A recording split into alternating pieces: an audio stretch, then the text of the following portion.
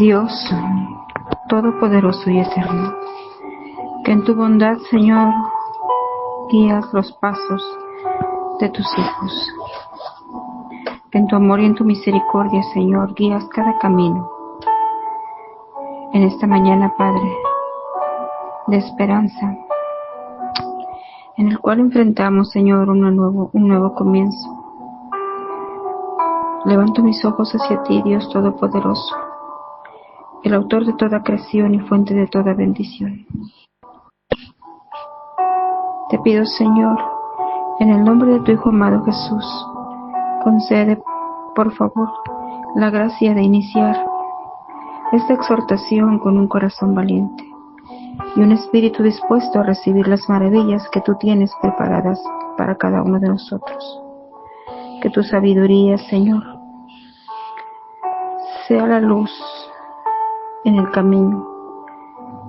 Que tu fortaleza, el cimiento de nuestro ser. Que la fe, Señor, jamás desmaye y que tu fortaleza, Padre, llene cada momento de nuestra vida.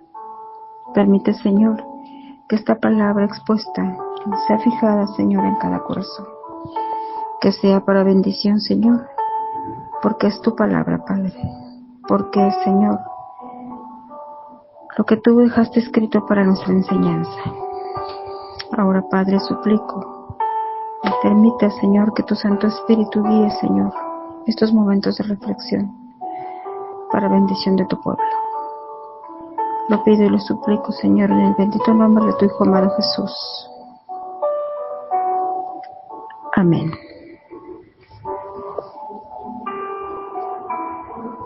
Paso a vosotros, hermanos, amigos y oyentes que cada mañana se unen en estos espacios de reflexión. Bendecimos a Dios por su presencia y damos inicio a una reflexión más dentro del eslogan mensual Mateo, el Evangelio eclesiástico y didáctico. Y ya en esta 17ª semana, nuestro subtema es la profecía del Mesías sobre su retorno y el fin del mundo. El discurso del Monte de los Olivos. Y el tema de hoy lleva como título la más terrible de las señales, la abominación desoladora y la gran tribulación. Hoy, día de reposo, sábado 17 de mayo del 2025, está con ustedes su hermana en la fe, Miriam Valle, desde Tijuana, Baja California, México. Nuestra cita base en este día está en el libro de Mateo, capítulo 24, versos del 15 al 28. Y vamos a dar lectura, queridos hermanos, a nuestra base bíblica. Por tanto, cuando veáis en el lugar santo la abominación desoladora de que habló el profeta Daniel, el que lee, entiende. Entonces, los que estén en Judea, huyan a los montes. El que está en la azotea, no descienda para tomar algo de su casa. Y el que esté en el campo, no vuelva atrás para tomar su capa. Mas ay de las que estén encinta y de las que críen en aquellos días. Orad, pues, que vuestra huida no sea en invierno ni en día de reposo, porque habrá entonces gran tribulación cual no la ha habido desde el principio del mundo hasta ahora, ni la habrá. Y si aquellos días no fuesen acortados, nadie sería salvo. Mas por causa de los escogidos, aquellos días serán acortados. Entonces, si alguno os dijere, mirad, aquí está en el Cristo, o mirad, allá está, no lo creáis, porque se levantarán falsos cristos y falsos profetas, y harán grandes señales y prodigios, de tal manera que engañarán, si fuere posible, aún a los escogidos. Ya os lo he dicho antes. Así que, si os dijeren, mirad, está en el desierto, no salgáis, o mirad, está en los aposentos, no lo creáis, porque como el relámpago que sale del oriente y se muestra hasta el occidente, así será también la venida del Hijo del Hombre, porque donde quiera que estuviere el cuerpo muerto, allí se juntarán las águilas. Amén. Mateo 24, verso 15 al 28.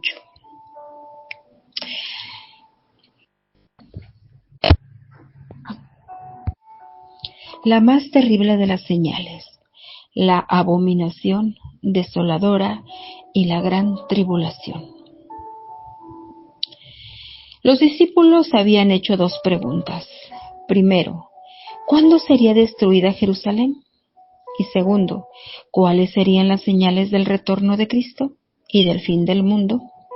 Esto ya lo vimos en capítulos anteriores con nuestros hermanos, ya no lo desarrollaron, solo que es importante mirar más atrás el contexto de este tema para poder entender, queridos hermanos.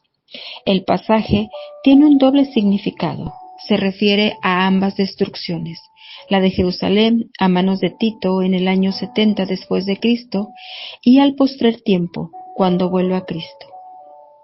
Hay que recordar que durante esos días, Cristo estaba experimentando las más severas emociones. La muerte lo esperaba a solamente unas horas, y él era el único que lo sabía.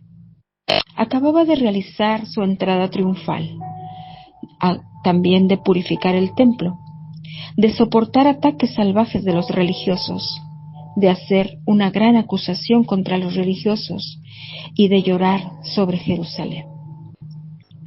Ninguna persona común podría de manera normal manejar tantas presiones y emociones al mismo tiempo. En tan poco tiempo, Jesús amaba Jerusalén, acababa de llorar y de llorar amargamente por la ciudad. Sus habitantes eran pecadores y estaban por cometer el más horrendo de los pecados de la historia humana, el de matar al Mesías, al Hijo de Dios. Jesús, embargado por diversas emociones, comenzó a responder a las dos preguntas que los discípulos habían hecho. Mencionó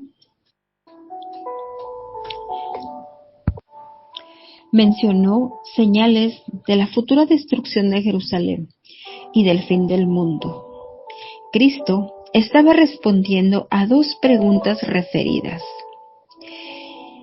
y que al fin de ambos se debían a un juicio sobre el pecado. Así, las señales que apuntan al fin de Jerusalén y al fin del mundo tienen que ser similares. Tanto Jerusalén como el mundo llegan a su fin, porque son juzgadas por pecado. La única diferencia es que en cuanto al fin del mundo, habrá un incremento e intensificación de señales. Y hoy, como ya lo dije, el tema es referente a la abominación desoladora. La aparición de esta abominación desoladora, referente a esto, Cristo dijo. Mencionó también 4 cosas acerca de esta señal. La primera, que Él será visto de todos. La segunda, enfatizó que había sido profetizada por Daniel. La tercera, se llevará a cabo en el lugar santo. Y la cuarta, todo aquel que lea debe entenderla. La terrible desolación que tuvo lugar en Jerusalén y que tendrá lugar también en el fin del mundo se debe al pecado. Jerusalén contó al Mesías, es decir, lo desechó. Cometieron el más horrendo de los pecados durante siglos, rechazaron a Dios y eventualmente mataron a su propio Hijo. De modo que Jerusalén fue desolada. Hay una advertencia crucial para los creyentes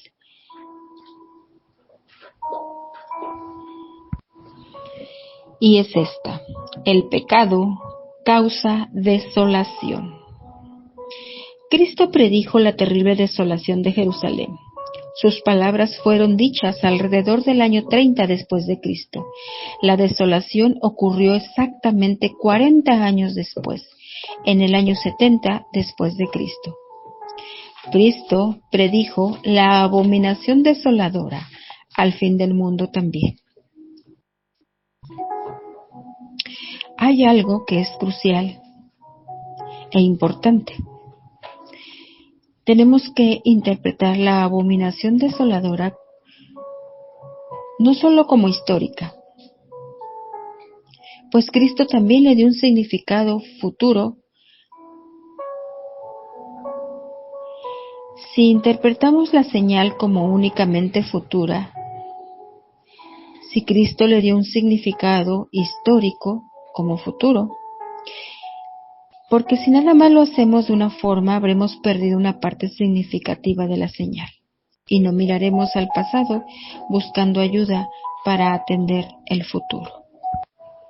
Veamos un poco de historia y reseña, hermanos. El templo de Jerusalén, por sus grandes magnitudes, era el orgullo de los judíos.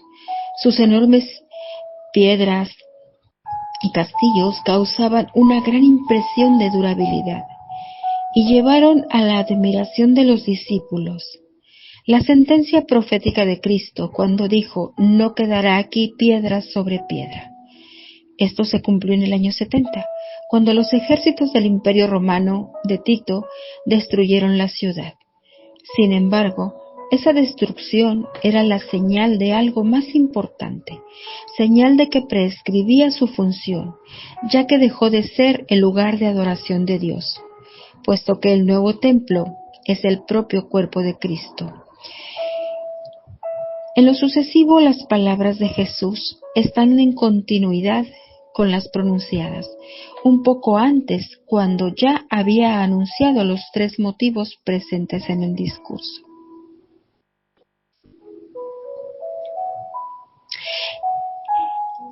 La persecución en esta generación, la desaparición del templo y la manifestación triunfante de Cristo.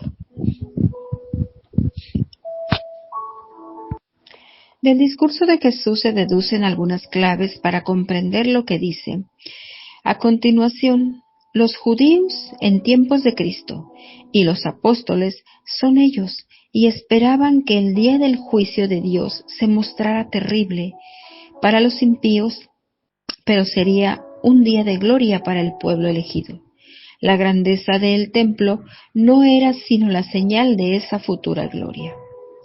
Y el Señor corrige esa interpretación. El templo no perdurará, sino que será destruido de forma violenta. Por ello, los discípulos deben aprender a ver en esa destrucción señales de la oposición que encontrarán en su misión de predicar el Evangelio hasta la venida gloriosa del Hijo del Hombre. Por eso, a lo largo del discurso, los 2 acontecimientos, la destrucción del templo y la abominación desoladora están entremezclados. Pero debemos entender que esta abominación no es la segunda venida de Cristo, pero sí una señal, el comienzo de la gran tribulación. La Biblia describe este periodo como un tiempo en el que Dios derrama su ira sobre la humanidad incrédula. Eso lo podemos encontrar en Apocalipsis 6, 16 y 17. Y además de ser un tiempo en el que el pueblo de Dios es perseguido por los que los odian, también es un tiempo en el que experimentan sufrimiento físico porque tiene hambre o sed o está enfermo o tiene miedo o se mueren.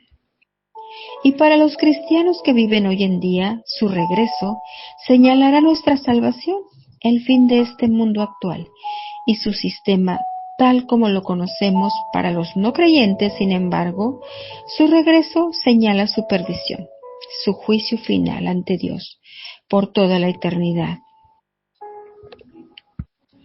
Inmediatamente después de la angustia de aquellos días, Jesús dice que la venida del Hijo del Hombre será justo después de un tiempo conocido como la angustia, la tribulación.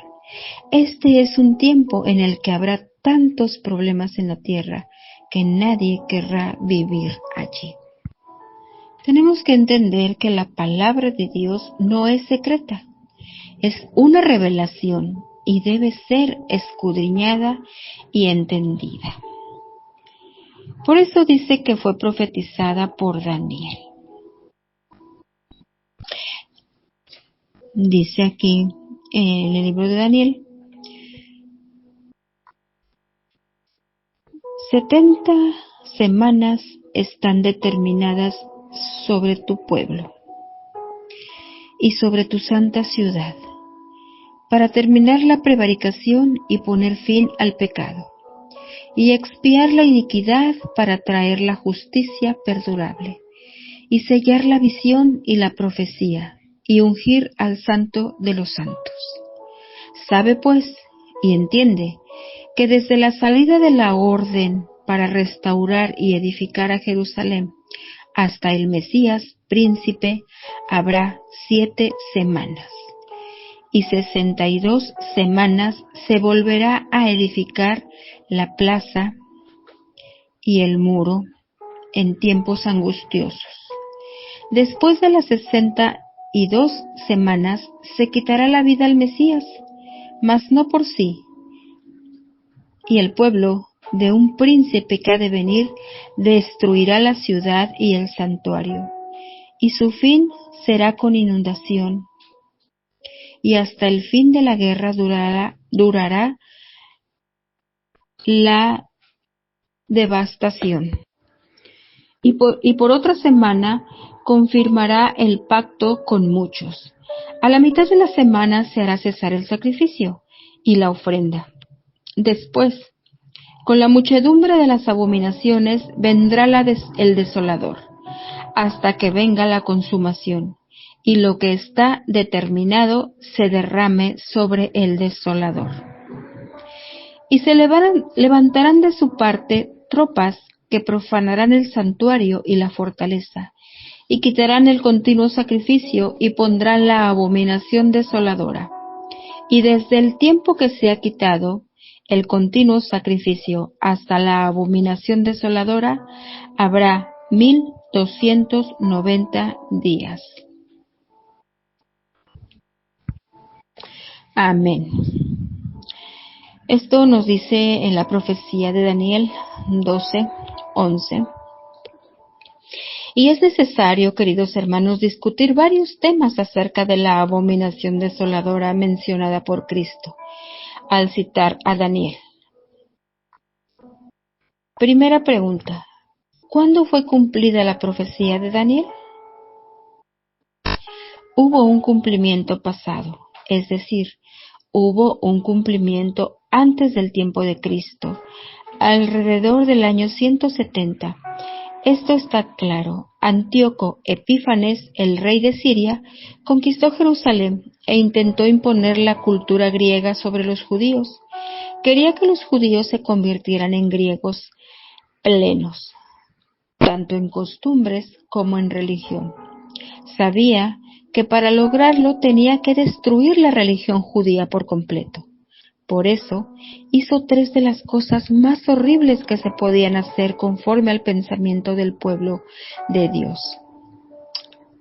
Primero, profanó el templo, tomando el gran altar de la ofrenda quemada para usarlo como altar para el dios griego del Olimpo, Zeus, sacrificando carne de cerdo sobre él. También instalando un tráfico de prostitución en las cámaras del templo. Cristo dijo que hay un cumplimiento futuro también.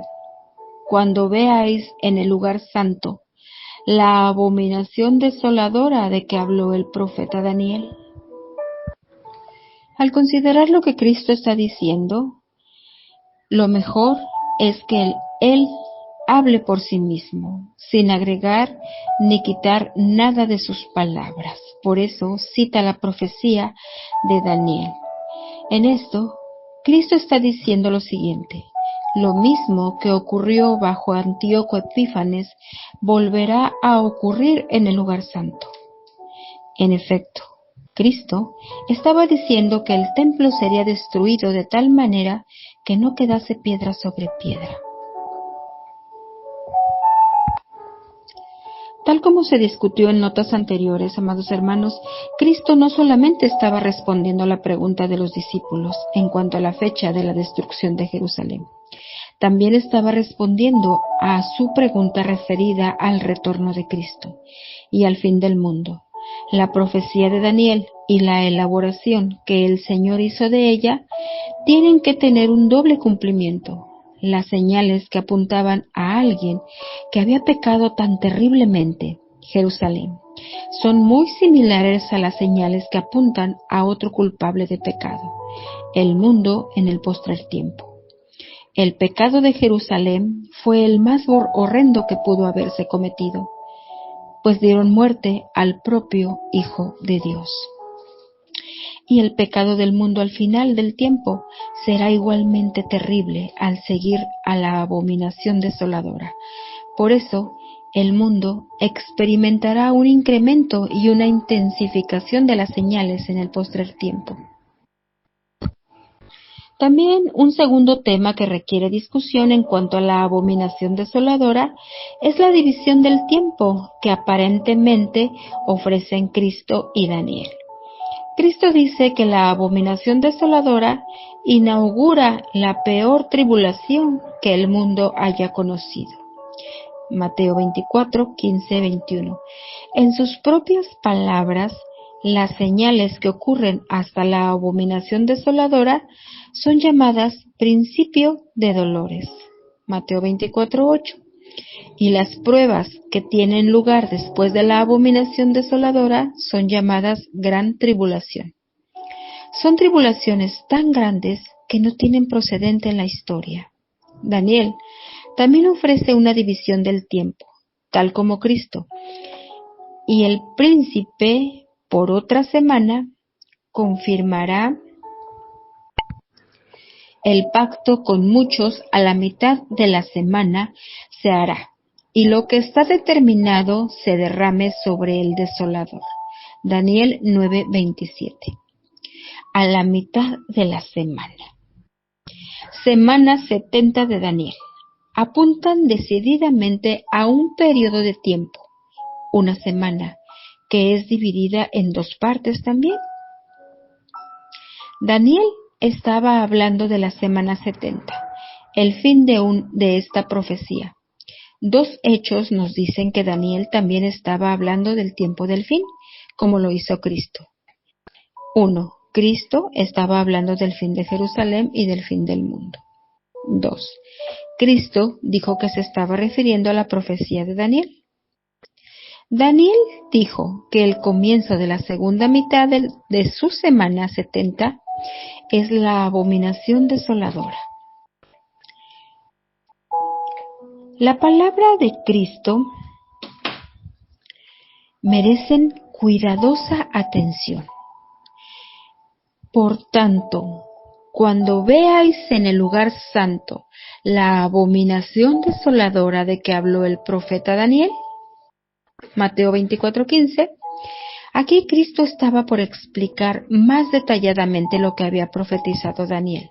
De esa manera, Jesús explicó que la primera mitad de la semana de Daniel consistiría de señales que marcarían el principio de dolores, y la última mitad de la semana de Daniel que traería pruebas sin precedentes de gran tribulación. La segunda mitad de la semana sería iniciada con la abominación desoladora en el lugar santo, y ya lo explicamos anteriormente. Una tercera cuestión que necesita ser considerada es el marco del tiempo final, la semana 70, tal como fue predicho por Jesús y por el profeta Daniel.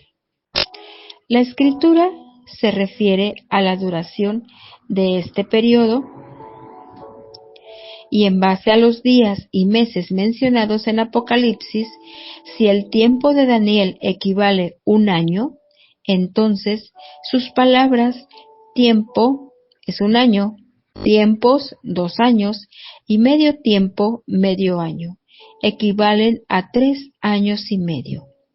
Daniel afirma que la abominación desoladora tiene lugar en el medio de la semana, es decir, después de 3 años y medio. Se asume que la palabra de Jesús, principio de dolores, es decir, la primera mitad de la semana, también son 3 años y medio. Entonces, combinando a los dos periodos de tiempo, 3 años y medio cada uno, la duración de los días del fin o el postrer tiempo serán literalmente 7 años. En base a las palabras de Apocalipsis, se puede graficar de la siguiente manera: el fin del mundo, la señal de la abominación desoladora, la mitad de los tiempos o años, verso 15. La primera parte, 3 años y medio, señales que marcan el principio de dolores, según el verso 8. Y la segunda parte, 3 años y medio, pruebas sin paralelo de la gran tribulación, verso 21.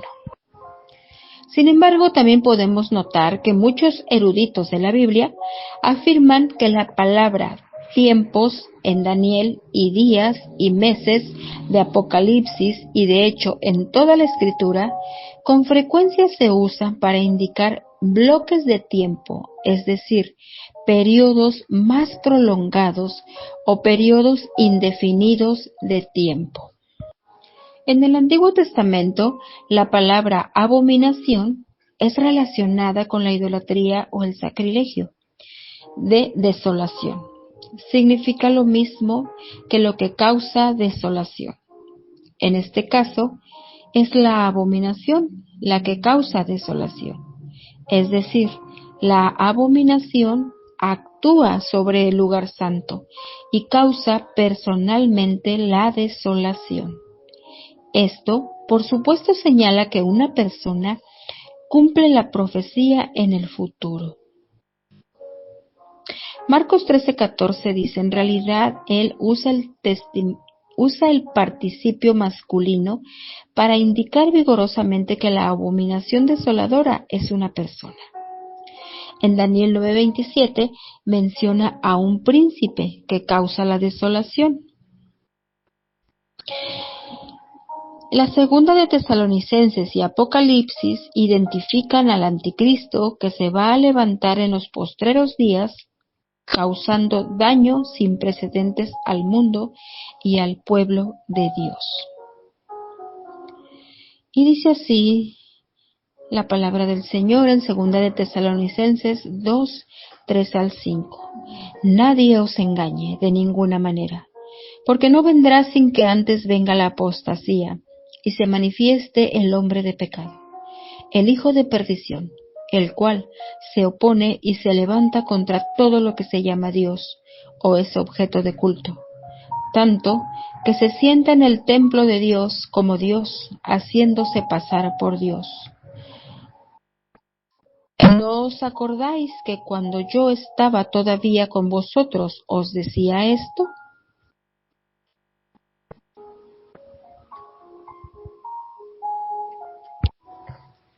Entonces, queridos hermanos, anticristo es igual a abominación desoladora. La advertencia de huir inmediatamente de la abominación desoladora, ningún creyente podrá resistir a esa abominación, ni siquiera los más fuertes. Entonces, las personas deben olvidar toda comodidad de su casa, de su hogar, ilustrado por el que se levantan de la azotea y huyen inmediatamente. 2. Las personas deben olvidar todas las posesiones personales.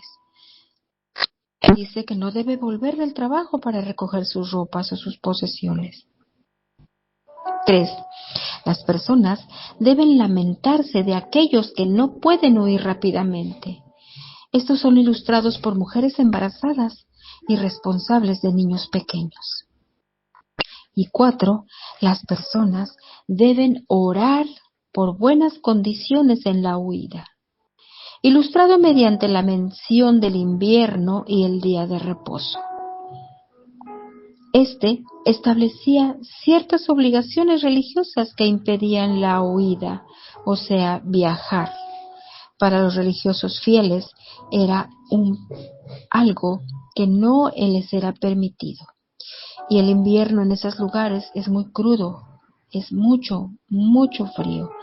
Por eso Jesús les dice, oren por unas buenas condiciones en esa huida. Ahora, queridos hermanos, el punto número 4 es una promesa. Esa promesa de que aquellos días serían acortados por amor a los escogidos. Cristo dijo dos cosas aquí. Los días de la gran tribulación serán acortados. ¿Qué quiere decir con serán acortados? Serán más pequeños, más cortos de lo que normalmente son. Dios permitirá para que pare tanto pecado. Por eso serán más cortos para que el enemigo no use ese tiempo para perder más gente. Más cortos de lo que otros esperarían. Porque entonces podrán resistir en menos tiempo. Dios usó en su poder para acortar los días por amor a Israel. En medio del juicio, Dios era misericordioso. Israel no fue aniquilado totalmente. El sitio duró menos de lo esperado. Días acortados. Esos días de esa gran tribulación, como ya mencionamos, fueron más cortos por amor a los escogidos. Desde una perspectiva histórica, algunos de los cristianos recordaron la advertencia del Señor y huyeron de Jerusalén antes del ataque.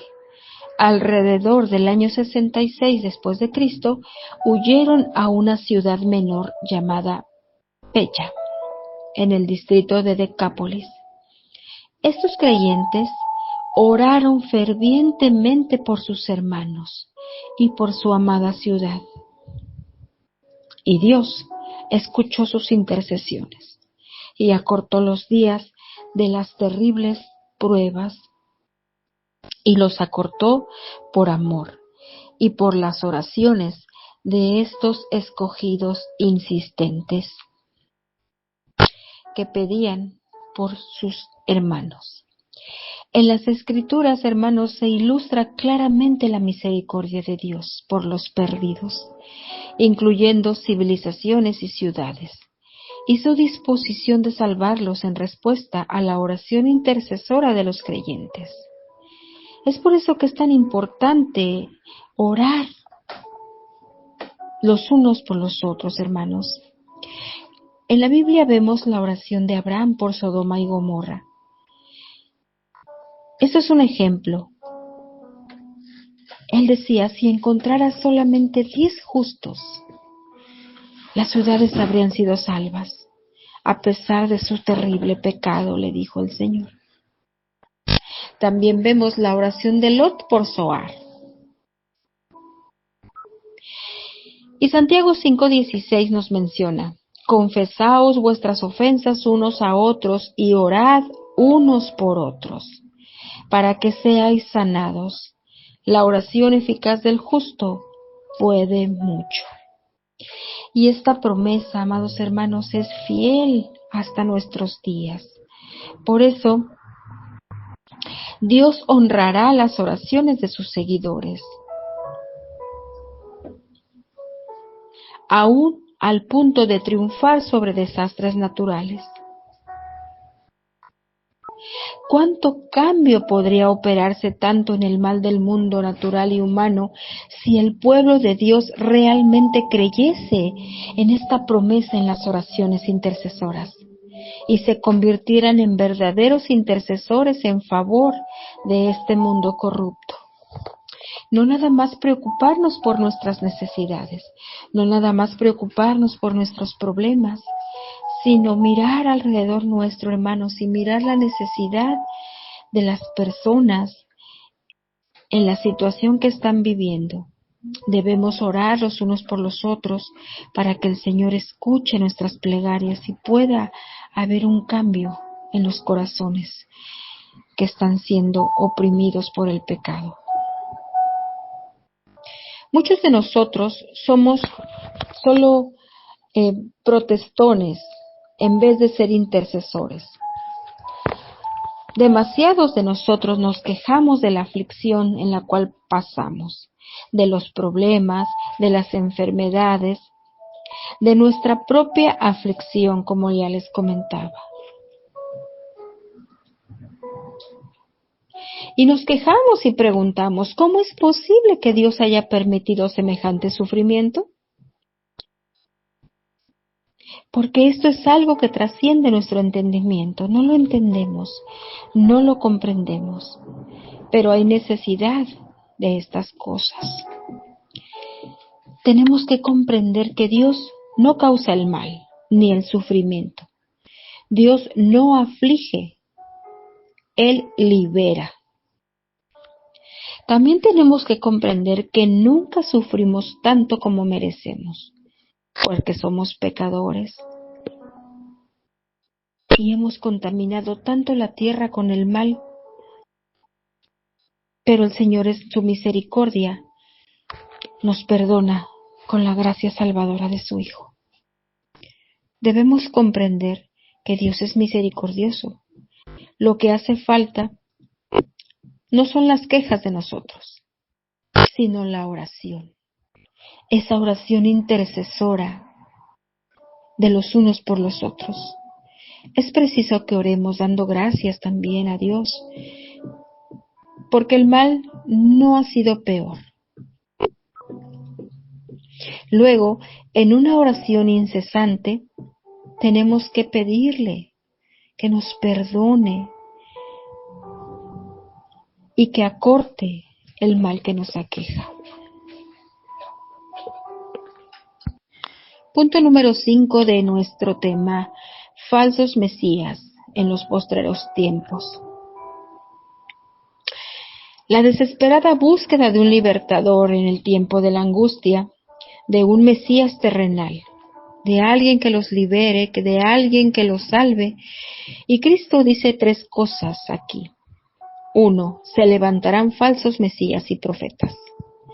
Cuando la gente es oprimida, cuando presencia escenas tras escenas de muerte por hambre, pestilencias, homicidios, guerras, pecado, la gente clama por liberación. Entonces, las personas están abiertas a buscar, a conocer, a aprender, a querer que un libertador aparezca sobre la escena. Y siempre hay algunos que están dispuestos a asumir el poder y el liderazgo malamente. Durante el sitio de Jerusalén aparecieron tales hombres libertadores prometiendo liberación, tanto de los romanos como de los desastres naturales. Aparentemente habían circulado la creencia y los rumores de que el Mesías había vuelto y que estaba o bien afuera en el desierto o en alguna habitación secreta escondido, solo estaba esperando el momento oportuno para dar el golpe final.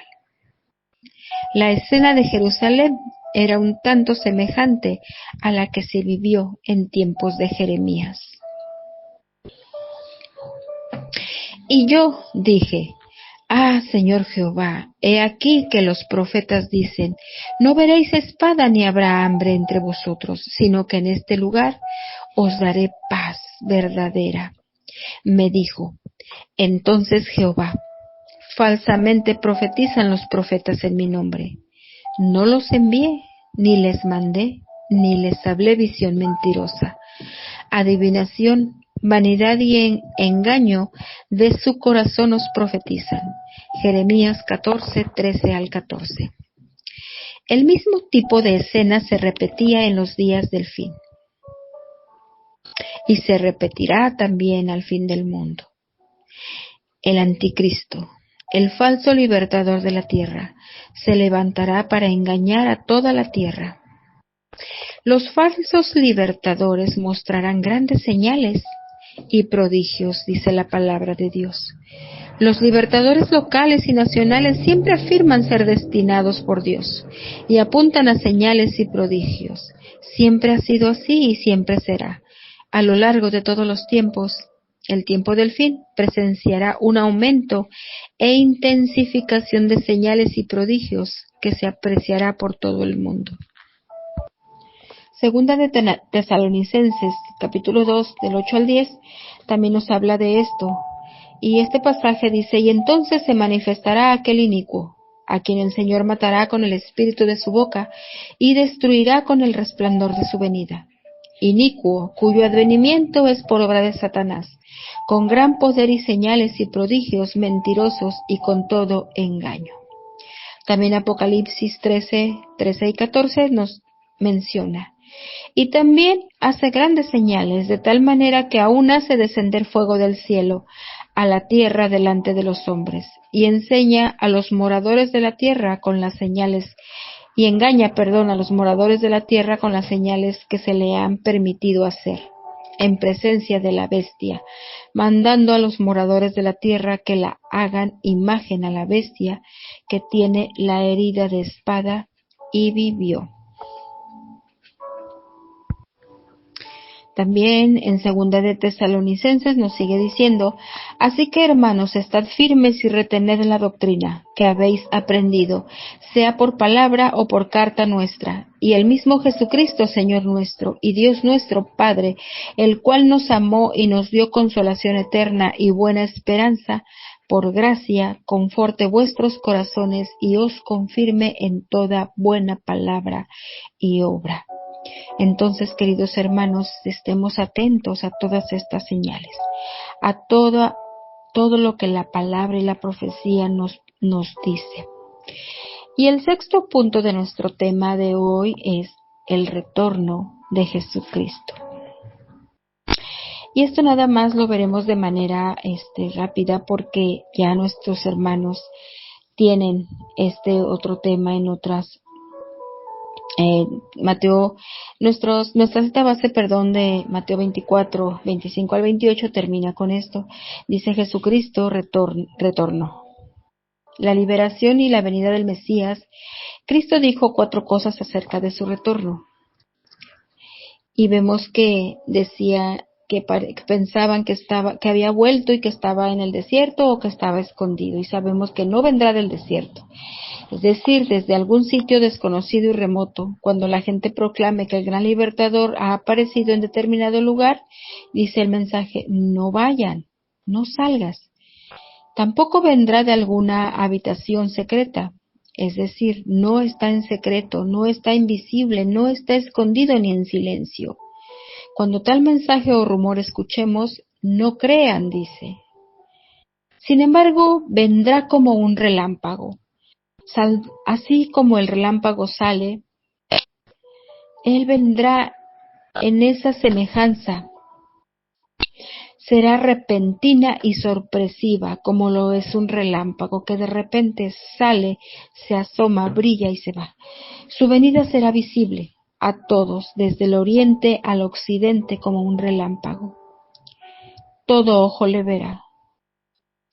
Entonces aparecerá la señal del Hijo del Hombre en el cielo, y entonces lamentarán todas las tribus de la tierra, y verán al Hijo del Hombre viniendo sobre las nubes del cielo con poder y con gloria. Y habiendo dicho estas cosas, viéndolo ellos, fue alzado y le recibió una nube que le ocultó de sus ojos. Y estando ellos con los ojos puestos en el cielo, entre tanto que él se iba, he aquí se pusieron junto a ellos 2 varones, con vestiduras blancas, los cuales también les dijeron: varones Galileos, ¿por qué estáis mirando al cielo? Este mismo Jesús que ha sido tomado de vosotros al cielo, así vendrá, como le habéis visto ir a los cielos. Hechos 1, 9, 11. Porque el Señor mismo, con voz de manto, con trompeta de Dios y voz de arcángel, descenderá del cielo, y los muertos en Cristo resucitarán primero. Luego nosotros, los que vivimos, los que hayamos quedado, seremos arrebatados juntamente con ellos en las nubes, para recibir al Señor en el aire, y así estaremos siempre con el Señor. Por tanto, alentaos los unos a los otros con estas palabras. He aquí que viene con las nubes, y todo ojo le verá, y los que le traspasaron y todos los linajes de la tierra harán lamentación por él. Sí, amén. Oremos. Padre bueno y misericordioso, gracias, poderoso Dios, por esta palabra. Gracias, Señor, porque tú nos muestras, bendito Dios, en toda la Escritura, Señor, lo que ha de venir. Padre bueno, gracias. Te pedimos, Señor, que tú confirmes tu palabra en nuestros corazones, que nos permita ser entendidos, Señor, para poder tomar las indicaciones que tú dejaste, Señor, para estar atentos, para estar alertas, para no ser engañados, para estudiar, para aprender, Señor, para orar los unos por los otros y para estar siempre atentos y alertas, Padre bueno. Siendo fieles, Señor, a ti, siendo obedientes, bendito Creador, en todo lo que tú nos demandas. Ayúdanos, Señor, y permítenos ser instrumentos de tu amor a todas las personas que no te conocen, Señor, para que ellos puedan comprender y entender, Padre bueno, lo que ha de venir también, Señor, y puedan, Señor, arrepentirse a tiempo. Ayúdanos, Señor. No por eso quiere decir, Padre, que nosotros hacemos mejor, sino que permítenos seguir insistiendo, Señor, buscando, como dice tu palabra, con temor y temblor nuestra salvación, Señor. Gracias, Padre, por tu palabra. Gracias, Señor, en el nombre de tu Hijo amado Jesús. Amén.